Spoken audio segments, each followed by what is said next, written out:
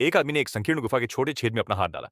वह अंदर से कुछ निकालने की कोशिश कर रहा था, लेकिन उसका हाथ अंदर फंस गया क्योंकि जगह बहुत छोटी थी। उसने अपना हाथ बाहर निकालने की कोशिश की, लेकिन वह नहीं निकला। थोड़ी ही देर में उसके चेहरे पर दर्द साफ दिखाई देने लगा। उसके दोस्त उसे खींचने लगे ताकि उसका हाथ बाहर आ सके, लेकिन इससे उसका हाथ और भी ज्यादा फंस गया और उसका दर्द और बढ़ गया। फिर आदमी ने अपनी स्थिति को थोड़ा बदला और धीरे धीरे अपना हाथ बाहर निकालने में सफल रहा। जैसे ही हाथ बाहर आया, वहां से अचानक पानी बहने लगा। फिर उसने देखा कि उसके हाथ में जो सोने की अंगूठी थी, वह अब गायब हो गई थी। उसने सोचा कि शायद इस गुफा में कुछ अजीब है। फिर अचानक बहता पानी बंद हो गया। उसे ऐसा लगा जैसे गुफा के अंदर कोई रहस्यमय चीज थी जो उनके साथ खेल रही थी। सत्य जानने के लिए उसने पाइप में गन पाउडर भर दिया। उसने उसमें एक पटाखा डाला और उसे बंद कर दिया। फिर उन्होंने पाइप को गुफा की दीवार की दरार में रखकर जलाया और दोनों दूर हट गए और पास में छुप गए। विस्फोट से पूरा क्षेत्र हिल गया और गुफा से तेजी से बहुत सारा पानी बाहर आया। उसके साथ ही एक अजीब सा डिब्बा, साथ ही साथ एक खोपड़े की तस्वीर बना हुआ एक बॉक्स भी बाहर आया। बॉक्स को देखकर उन्होंने सोचा कि शायद यही पानी को रोक रहा था। लेकिन इतने बड़े विस्फोट के बावजूद बॉक्स कैसे सुरक्षित रहा? इससे उनकी दिलचस्पी और बढ़ गई। उन्होंने देखा कि बॉक्स का एक हिस्सा मोम से बंद किया गया था। जब उन्होंने उस मोम को जलाया तो अंदर से एक चाबी गिर पड़ी। उन्होंने उस चाबी को बॉक्स में डाला, जिससे बॉक्स खुल गया। बॉक्स के अंदर एक पुराना खोपड़ी, जो शायद एक धार्मिक भेंट के रूप में रखी गई थी। दोनों और जानकारी के लिए फिर से गुफा में गए।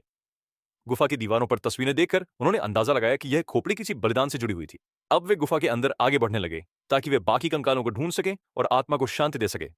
लेकिन जैसे जैसे वे आगे बढ़े, माहौल और डरावना हो गया। फिर रॉबिन्सन ने गलती से एक जाल पर कदम रख दिया।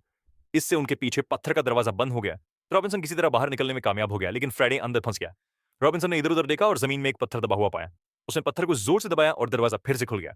अब वे दोनों फिर से साथ थे और उन्होंने निर्णय लिया कि वे वापस नहीं जाएंगे, बल्कि आगे बढ़ेंगे। थोड़ा आगे बढ़ने पर उन्होंने देखा कि एक संकरा नहर था जो गहरी खाई के ऊपर बना था। रॉबिन्सन बिना किसी सहारे के पुल पर चढ़ गया, लेकिन वह बहुत डर गया था। जैसे ही वे बीच में पहुंचे, पुल की स्थिति खराब हो गई और कई ईंटें टूटने लगी। बड़ी मुश्किल से वे दोनों पुल पार करने में सफल हुए। अब वे समझ गए थे कि इस रास्ते से वापस लौटना संभव नहीं था, इसलिए आगे बढ़ना ही बेहतर होगा। आगे उन्हें एक जंगल मिला और वहां एक बड़ी घाटी दिखाई दे रही थी। उस घाटी में एक पत्थर की कब्र थी जिसमें एक सिर कटी हुई कंकाल पड़ी थी। उन्होंने कंकाल को एक बैग में डाल दिया, लेकिन यह सब करते समय कोई उन्हें गुप्त रूप से देख रहा था। वापसी के रास्ते में उन्हें एक जंगली कुत्ते से मुलाकात हुई।